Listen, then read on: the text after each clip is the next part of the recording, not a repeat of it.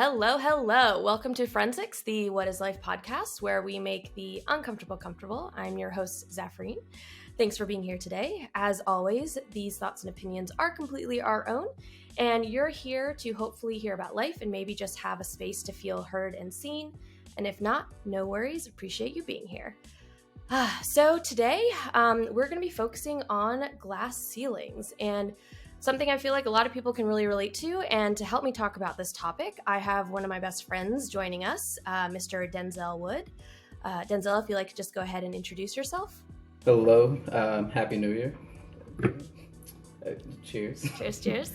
My name is Denzel Woode.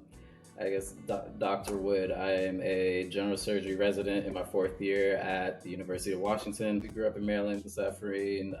I went to Columbia University for undergrad and then was fortunate enough to go to Columbia again for medical school and then came to the University of Washington for residency. See, my plan is to do trauma surgery, critical care, be applying for fellowship this year, and we'll see where things go. Awesome, thanks. And for those that don't know, I am a first-generation Bengali American. So let's just go ahead and dive right into today. So this idea of the glass ceiling, I feel like this is something that all of us can relate to in some fashion, right? Like we've all experienced it. I know I'm experiencing it currently, or I'm about to. So Denzel, I guess if you want to talk about a little bit, I guess we can talk with each other. What does a glass ceiling even mean?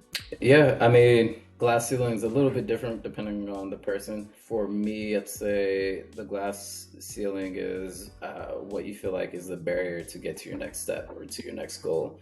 Okay. At least that's how I'm framing it. Whether that is like for me applying to fellowship and getting to that next point, whether it was before me becoming a doctor and seeing this as a wall or a barrier that I didn't necessarily have anyone in my family who had been there before. I didn't necessarily have a role model. I could say like, oh, that's who I want to be. I would say like in sixth grade, as many other people, was reading the book Gifted Hands by Ben Carson. I can't really say that is who my role model is at this point, but 10, 20 years ago, that was a very inspiring book to the way it was written, to see how someone progressed to becoming a neurosurgeon who looked like me. And then my family is also from Sierra Leone. I'm also first generation, being from West Africa.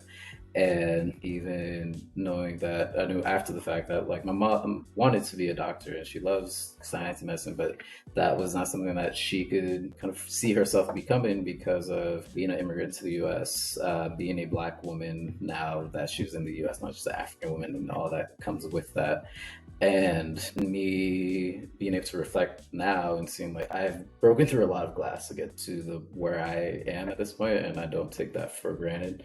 It's always nice to be able to look back and to be a little bit corny, look back and see all this shattered glass that is on the ground, and then to be able to be a role model for people who are actually trying to get to the same point. So yeah, I can definitely resonate with you in that. Like for me, right, glass ceilings have been like, especially culturally, things that a woman traditionally is seen as being able to do, right? Like being independent, being your sole source of income, not having to depend on anybody else. Just like the idea of living outside of your parents' home without being married, like all these things. And then going into the professional space of, being a minority and being young and moving up that ladder into managerial positions and kind of fighting for that because it was seen as, oh, you have to do your time and then you'll be able to move up, as opposed to it being based off your qualifications. And I'm sure those listening can relate, right, to just those places of where you feel like you've been passed up for a promotion, or you feel like you're experiencing some sort of microaggression based off of,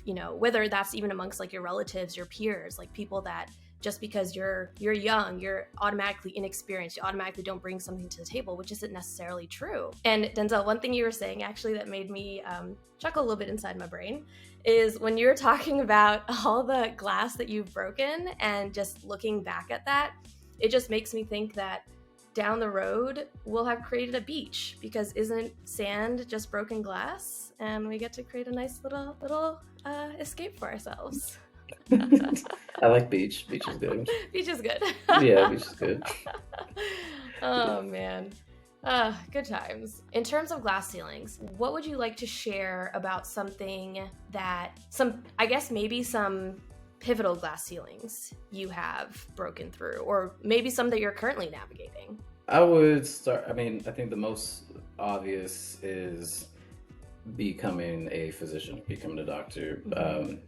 It is well advertised, or it's common knowledge that as far as Black men, that is the smallest proportion of physicians within the medical field, and that number hasn't changed for at least the last 20 years. And going into a profession that is in a way so small and close knit, but very high stress. I think we have all having gone to undergrad and having 50% of your freshman class saying that they're pre-med and having about 10% left at the end.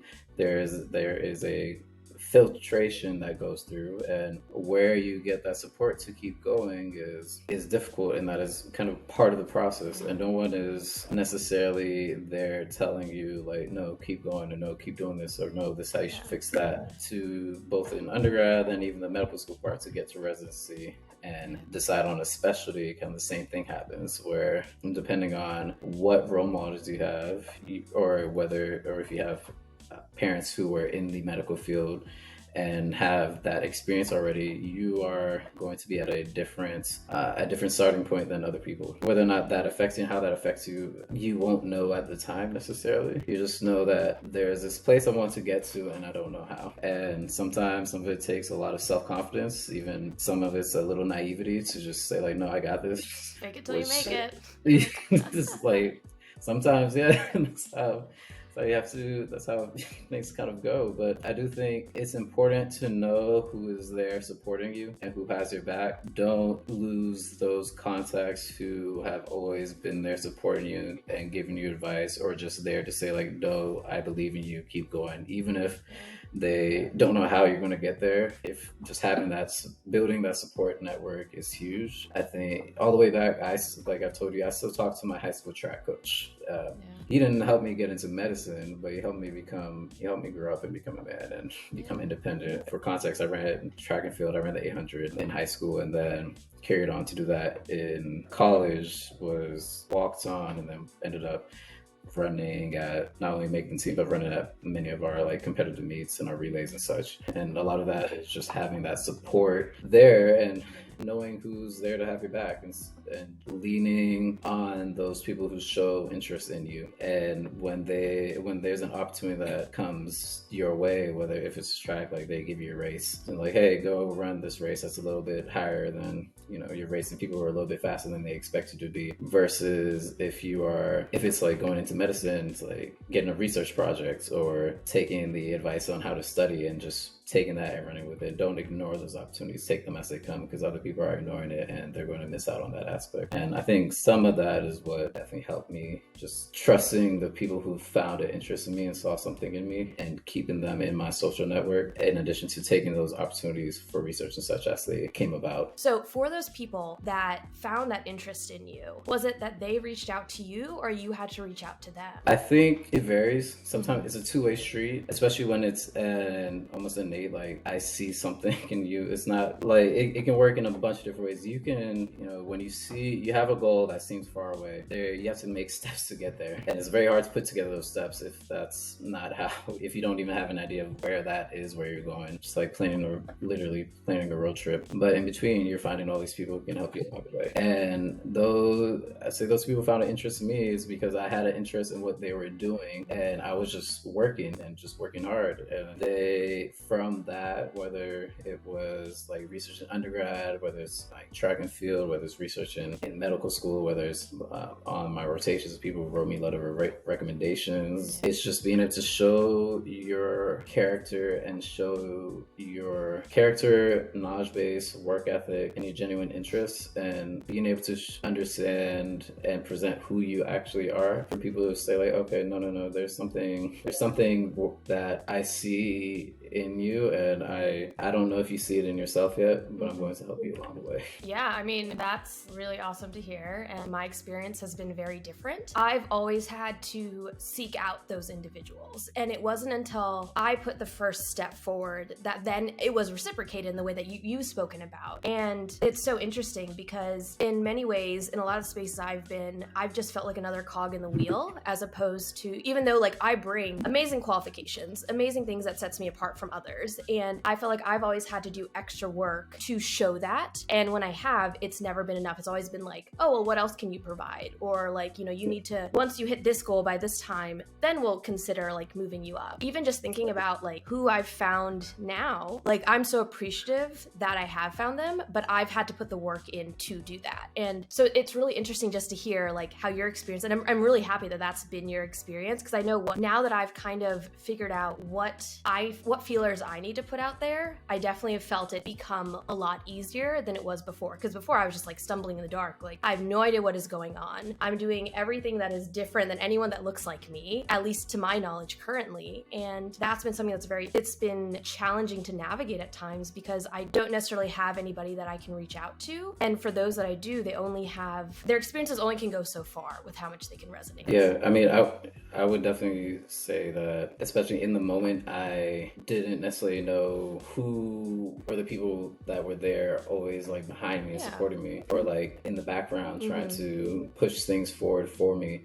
A lot of that comes from reflection and introspection after the fact. Absolutely. Honestly, like now applying for fellowship, I definitely feel like I'm back in the weeds again, trying to figure things out. Just maybe more comfortable and familiar with being in the weeds, because when you're on this medical track, it cycle and it kind of you get back to the same place again and again. Kind of like you said, you know, I'm glad that you have found, and you do know who some of those people are who are, you know, supporting you, and hopefully some people who are your role models, even though, because in all the fields that we're going into, there still aren't as many people who necessarily look like us and have our background of experiences and culture, but doesn't necessarily mean you aren't going to find a role model whose career you want to emulate, not necessarily be like, but you want to take the traits and characteristics that they've tried to carry through their career and make them your own. And at least that's how I think that's the goal I have. It's like, I know I don't want to be this person because they're not me, but I want to take some of those traits and characteristics that they carry with their job, especially being a medical professional, being a surgeon, and I want to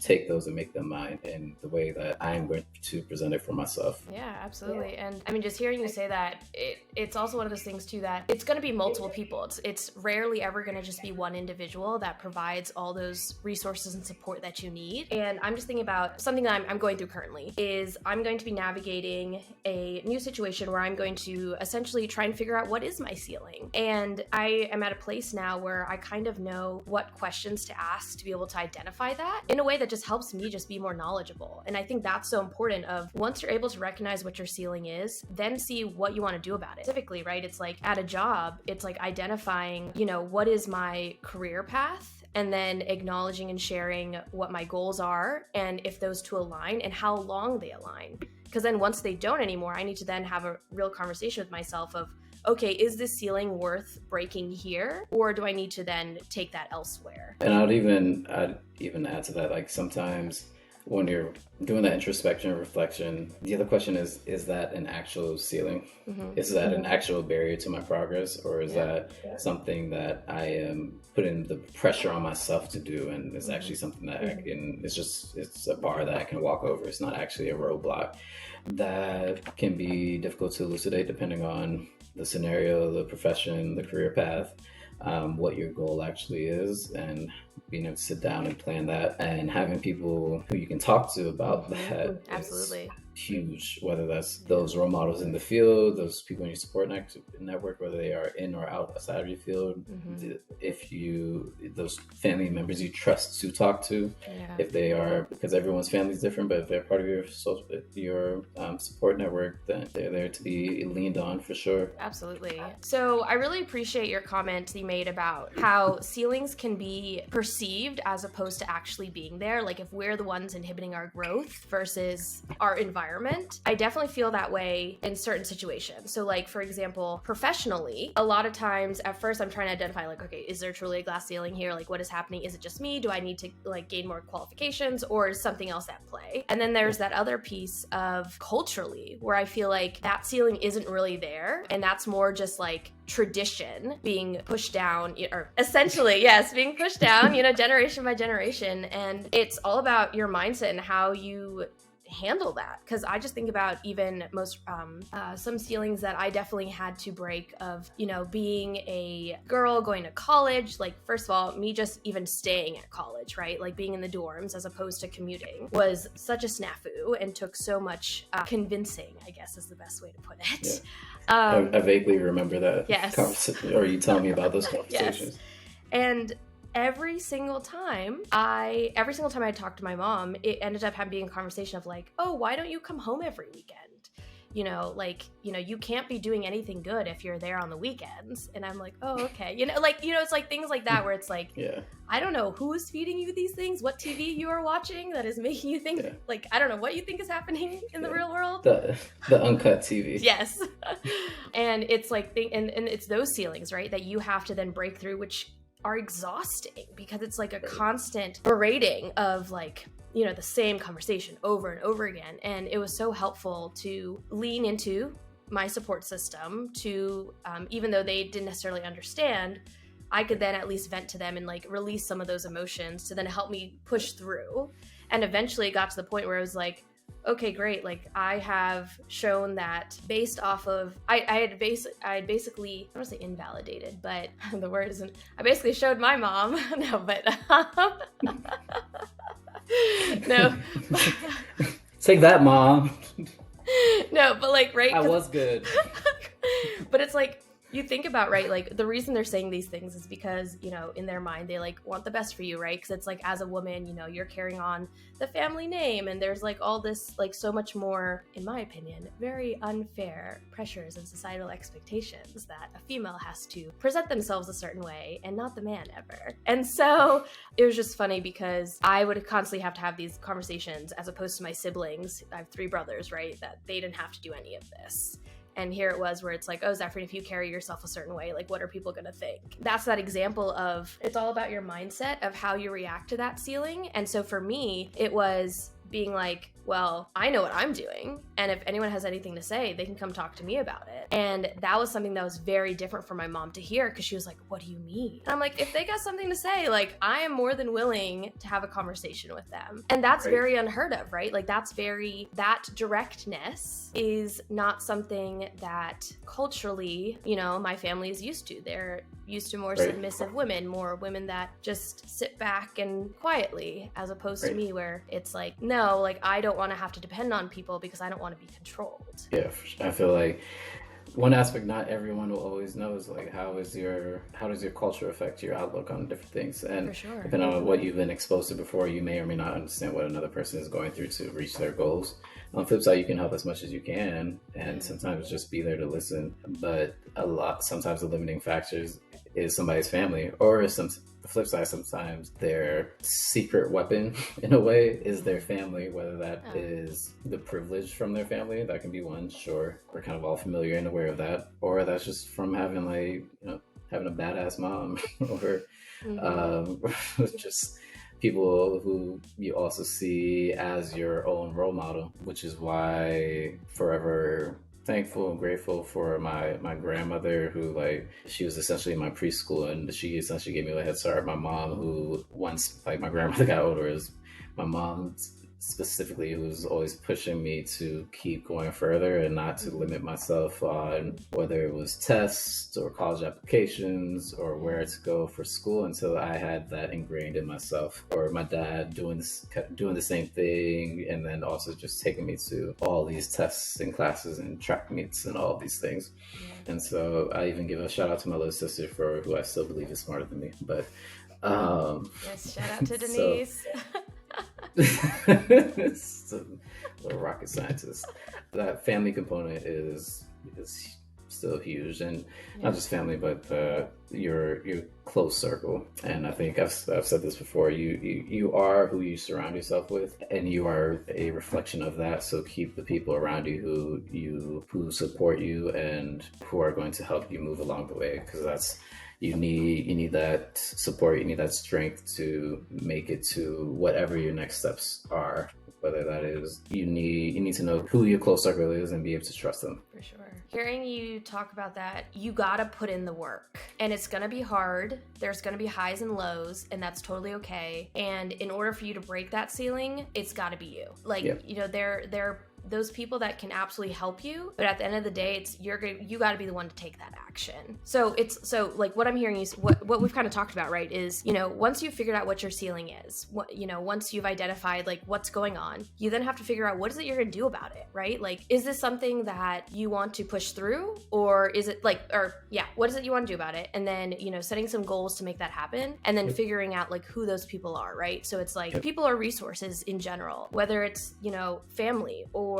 just looking online, right? Like YouTube, LinkedIn, reaching out to random strangers. I don't know if like people necessarily talk about that. It's like they just expect like, oh, like that person just had someone help them. Depending on who they are, maybe that person just absolutely was like, hey, let me just lead you along the way. But a lot of it, it's like we got to do the work. Like we got to show that we have that drive, and like you said, we will draw those people to us to help us get to that next step. Definitely. I think like you said, planning is key. I think even that's something that I keep coming back to monthly when I feel like I'm stuck in where I'm trying to get to. It's like, well, did I make a plan about it? No.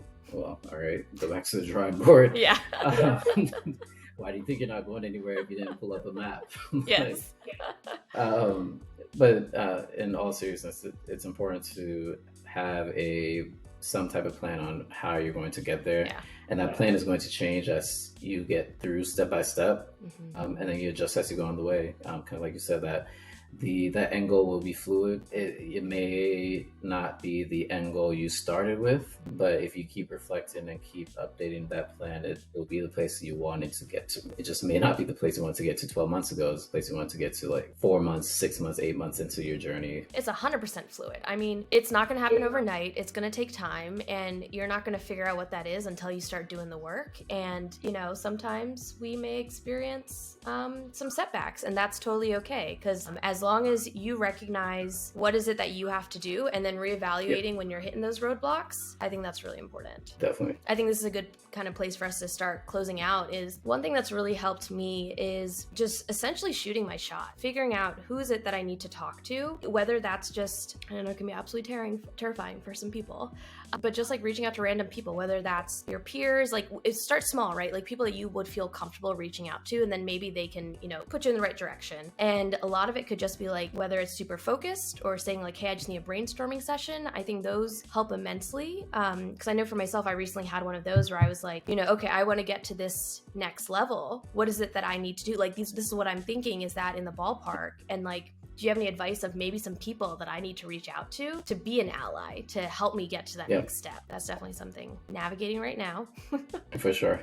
And I mean, I think, like you said, knowing, or really the most important parts of all this to get through that ceiling, know what your social network is, your close social network, make a plan, be intentional about what you're doing. We all dream, but to make that dream into something concrete, there has to be a plan to make that into actual object and actual goal. And once you have that set forth and, you know, start moving forward with those first steps, like you said, start talking to people. And the more people, once you're talking to more people, that'll connect you to more, that'll give you more information so you can continue to tweak your plan and goal. For sure. And for those listening, right, like we talked a little bit about this piece about ceilings being fluid, and they never go away. Once you get through one, you're always going to kind of experience ceilings in some fashion. And just recognizing that when you do, right, like it's okay to reset sometimes. It's okay to reevaluate, like, hey, maybe the plan I put in place isn't going to work. And if that's the case, then being like, all right, bet, like, what am I going to do next? And so just having those real conversations with yourself, because you also don't want to give yourself false hope where you're like, oh yeah, I put a plan in place, all of a sudden everything's gonna be hunky-dory. That's not how life works. Life loves to keep us humble, so just keep those expectations real. And I think out of all of this is your mindset really helps. You may not be able to actually control the ceiling, but you can at least control like how you react to it and what you do about it. And I think that's really important for people to feel like you do have some control in that situation. It's not completely out there. And yeah, and just tapping into those resources and networks, I think, are key. It's hard, and once you figure it out, it's amazing to just be able to. So I think that's a good place for us to stop. Denzel, thank you again for being here today. I really appreciate it. Thank you for having me. Yeah. If people were interested, cheers. All the cheers. What we're drinking, you all can take a guess. Or juice. Juice. Just juice. It's fine. It's water. Juice. It's fine. So if people want to get in touch with you, where can they find you? Yep. Physically, I'm in Seattle for a little while longer at least. And if you want to reach out to me, just use my email, erw2118@columbia.edu, and I should be able to respond and get back to you. But again, thank you, Zafreen, for having me on your show and be part of your journey. I'll see you in person soon. Yeah, I appreciate it. Yeah, we gotta have another in-person event. Awesome. All right. Thank you. And thank you to everyone listening. Have a good one.